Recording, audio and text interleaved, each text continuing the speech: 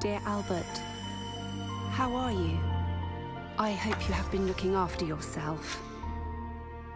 It has been well over a year since I last wrote, and I apologize for that.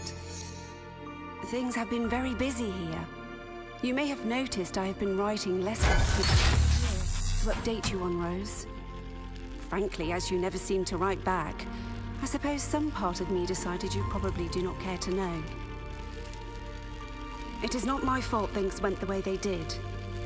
All I have been trying to do is protect your family, something I promised Helen I would do, even if it meant protecting it from itself.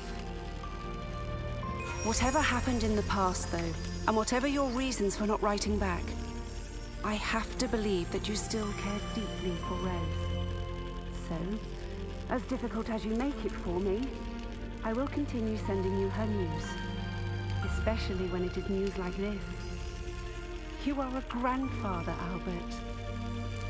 Do you remember Henry Cobb, the young lawyer who works for Ernest? That I mentioned in my last letter that he and his family were going to join us at Rose's big recital last year. Well, Henry asked for Rose's hand in marriage that night.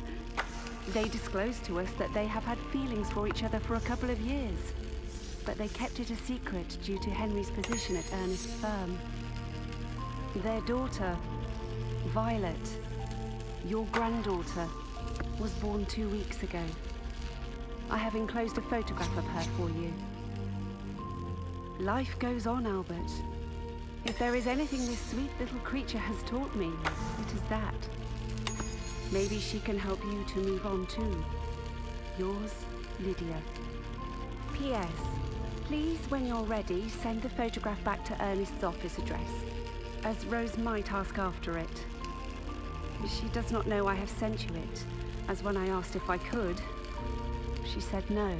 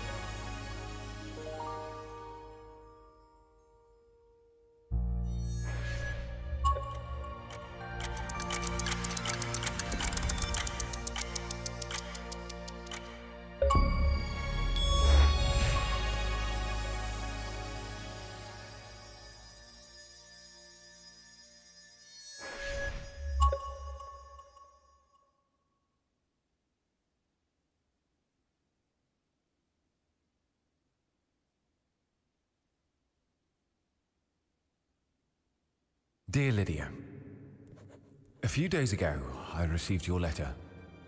My words cannot describe how overjoyed and moved I was, not only by the news of my granddaughter, but also by your warm words.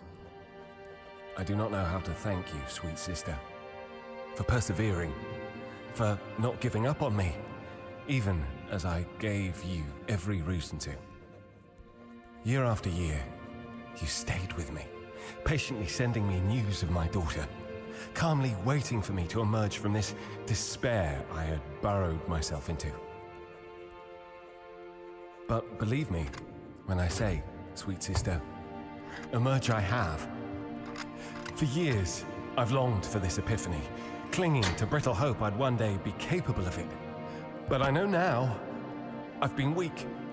Too weak to face the mistakes I've made, and I know I've made plenty. But seeing Violet's photograph, it overwhelmed me. In that instant, I felt like I had the strength to take on all my fears, face all my failings, as they did not matter anymore, not truly.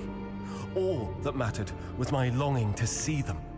I had to see my granddaughter, see my daughter, hold her in my arms and tell her how sorry I was and how much I had missed her. Please, Lydia, I know it's a lot to ask, but I would like for you to extend an invitation to Rose and her family. There's a lot to discuss, and I've spent the last few days making the appropriate preparations. I even have a big surprise for Violet and Rose, which I'm certain she'd be thrilled to see. I hope I can meet my son-in-law as well.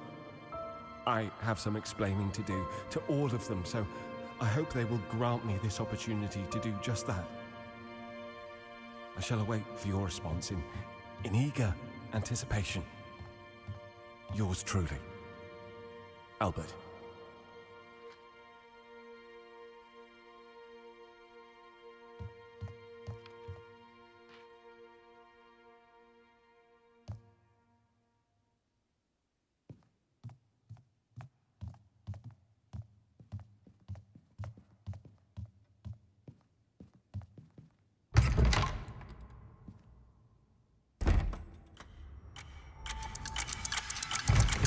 It's so wonderful to see you, Lydia.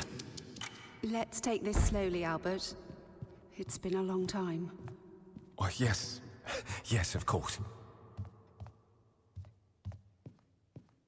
How is Rose? She is well, as is Violet. I told her that I had been in contact with you. And? Albert, you must remember that a lot of time has passed. She has been out of your life for years. You kept her out of your life. You might open the door to let her back in, but she is the one who must choose to walk through it. Yes, of course. But surely she will want to see me soon. She knows I'm a changed man now. You will have to be patient, Albert. Violet doesn't know you. Henry doesn't know you, nor does his family. Rose worries about this. Rose worries about many things. Motherhood is new to her. She wants to get things right. Of course, I understand. Patience.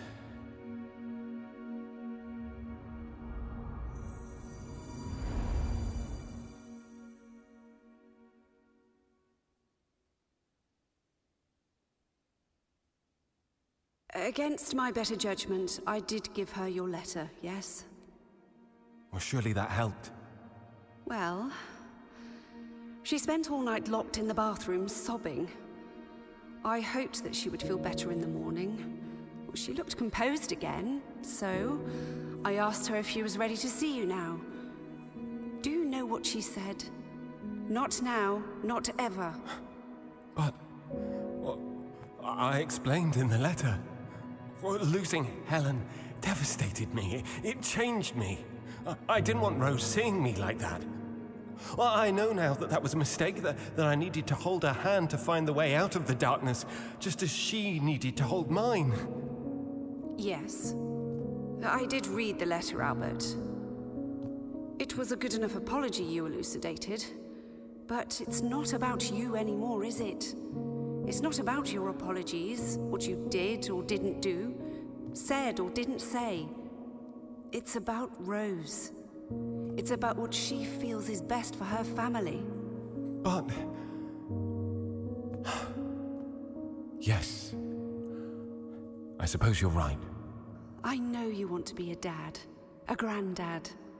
But you have to give her time, Albert. You shut her out all those years ago. You lost a wife, but she didn't lose just a mother. She lost you too. I know. Give it time, Albert. Time heals all wounds. But only if you don't pick at the scabs.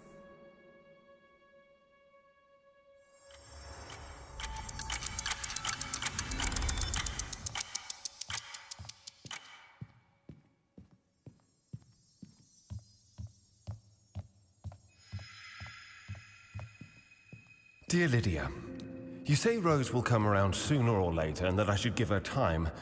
But how much time? I've missed Violet's first birthday already, and will I have to miss her second one also? I'm not a young man anymore, Lydia. You ask for time, but I fear time is something I'm running out of. I did not want to tell you this, as I did not want to alarm you, but I visited Dr. Knowles recently to get a pain in my chest checked. And he said something is wrong with my lungs, probably to do with the fumes from my machines in the workshop. But anyway, what I am saying is, time has never been on the side of this family. You will understand, then, why I feel I should take matters into my own hands at this point and come and see Rose as soon as possible. I appreciate why you feel she must be protected, but this is my daughter we're talking about, and I would very much like to see her now. I have every faith that once I've had a chance to talk to her, all will be fine. You will see, Lydia. Just have faith in me, like you did all these years. Yours, Albert.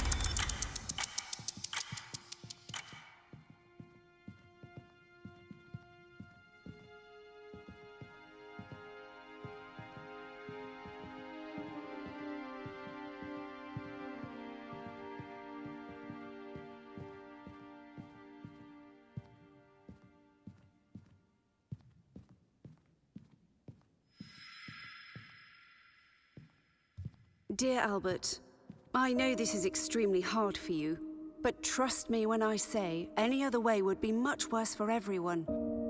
And I still think it would be an awfully bad idea for you to show up here unannounced. No one knows how Rose might react, and being that she has requested your existence continues to be kept a secret from Henry, no one knows how he might react either, especially if he feels Rose is threatened in any way. I am sorry about all this. Let us all be patient a while longer. Yours, Lydia. P.S. I am very sorry to hear the news Dr. Knowles gave you. I shall be visiting him soon to find out more, and I shall be visiting you as well, so do let me know if there's anything you need.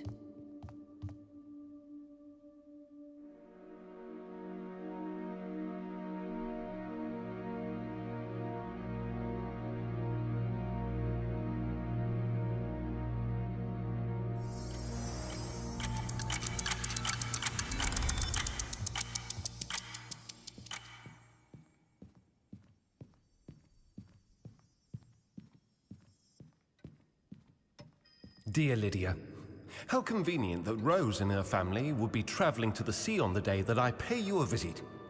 What I am still trying to piece together is how you even knew when I'd be visiting. Is Mrs. Gladstone spying in on my movements on your behalf? Is that it, Lydia? I am writing to let you know that two can play at that game. I have very little left in my old age, but there is one thing I do have. That is time. They can't stay at the summer house forever. I will return, you can be sure of it. I will return and I will wait. Dear Lydia, if Ernest wants to escort me away from the premises, he should have the decency to do it himself rather than send your groundskeeper to do it for him. And don't think I didn't see you rushing Rose away from the window. What exactly is going on here, Lydia? I thought you were on my side, but I am starting to believe that this is not the case. Dear Rosie, this is your father. You may be surprised to be receiving this letter. You may find it hard to believe it's genuine. Or maybe you already know I've been desperately trying to reach you. I'm really not sure what to think anymore. But either way, the fact of the matter is that I am desperately trying to reach you. Dear Lydia, I am sorry I lost my temper and fabricated those ridiculous allegations. You're right. They were ridiculous, and I am not sure what got in me. Dear Henry, you don't know me, but you will probably be very surprised to learn that for the past 3 years, you've been married to my daughter. Dear Ernest, you can't keep doing this. Do you think you are the only lawyer in town? You know who I am, you know who I've been, and you know the reach of my previous employers' network. Dear Violet, The fact I haven't contacted this is your grandpa. I make toys. I would love to show you some of the toys Dear I've Rose. made one day. I made many toys for many little Dear boys and Rose. many little girls.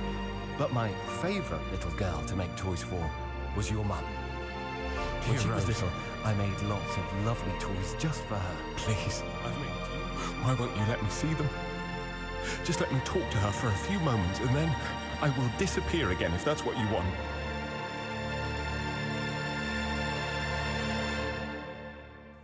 Dear Rose, I just wanted for you to be happy. Yours, Albert.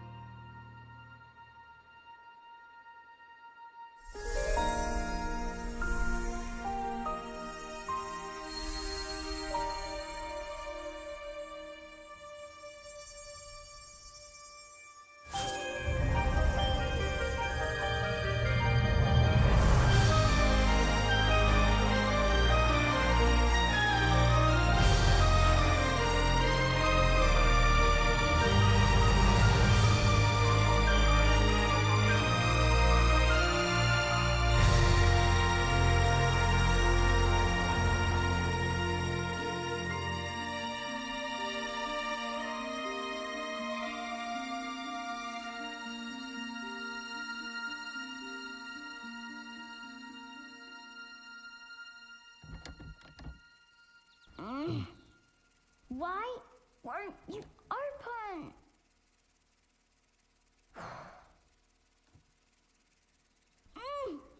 Oh.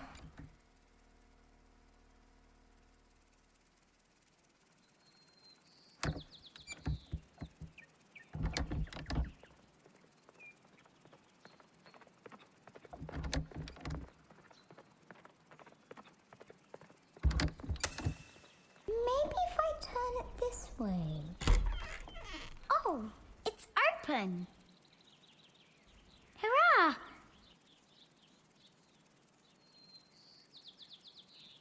Was it open this whole time? Whew! What a peculiar room. Violet? Hello? Is anyone in here?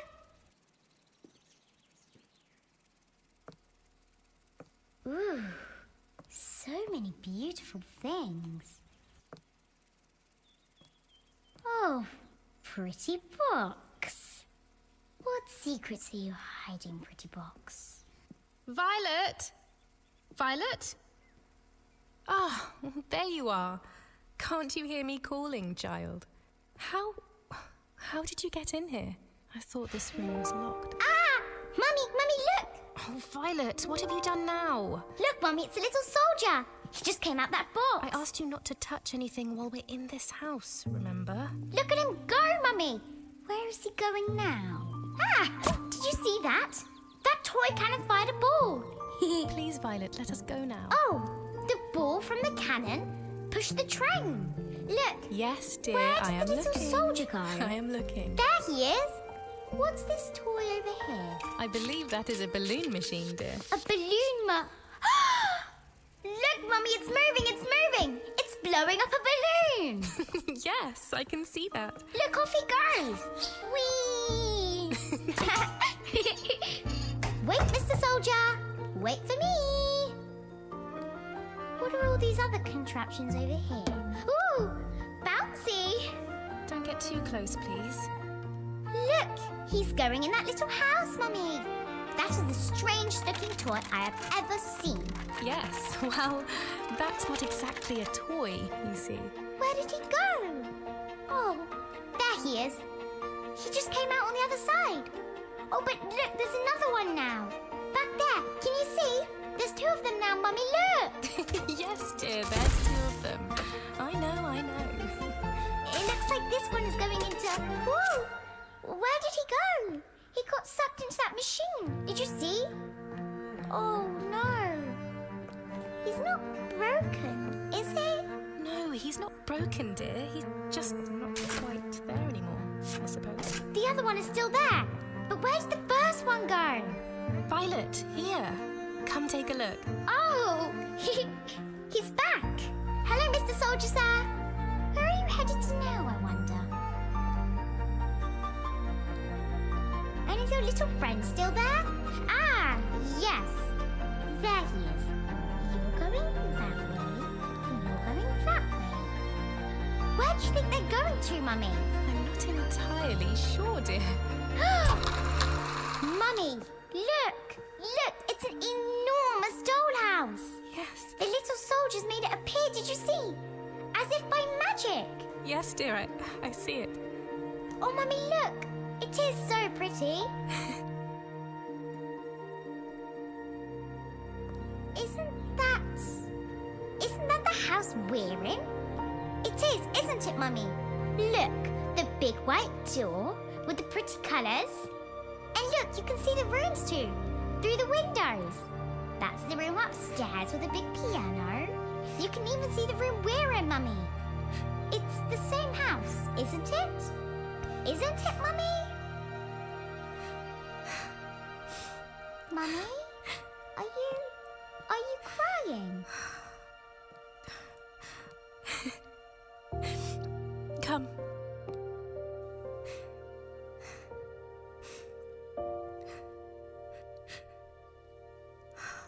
I love you so much. You know that?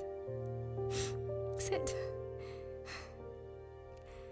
I think it's time I told you a story. A story? story? Like a fairy tale? I suppose. Only this one is actually real. It's a story about the man who built that dollhouse. It's a story about your grandfather.